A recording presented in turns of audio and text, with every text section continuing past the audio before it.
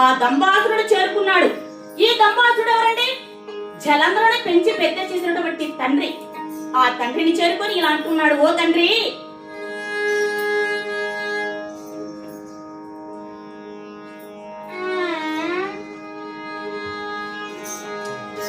నన్ను తొందరగా ఆశీర్వదించండి అంటుండగా, ఏమిటి నాయనా, చాలా ఆనందంగా నన్ను కోరి వచ్చాను, ఏమిటి నాయనా అన్నాడు ఆ తండ్రి. ఓ తండ్రి, నేను దేవతలపై యుద్ధానికి వెళుతున్నాను, నన్ను తొందరగా ఆశీర్వదించండి అన్నాడు.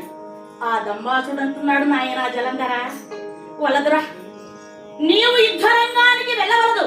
ఎందులో తెలుసా? కాలనేమి అనువాడు మనకు బంధువు నాయన. అతని కుమార్తె బృందాదేవి చాలా అందగత్తె, అపురూప లావణ్య యవనము కలిగినటువంటిది, నీ పైన ప్రేమగా కూడా ఉన్నది. నాయన, నా మాట నేను పెళ్లి చేసుకోరా.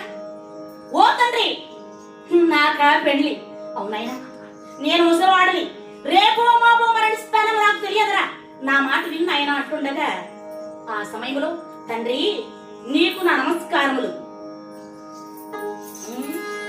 నాకు పెండెలే వలదు తండ్రి,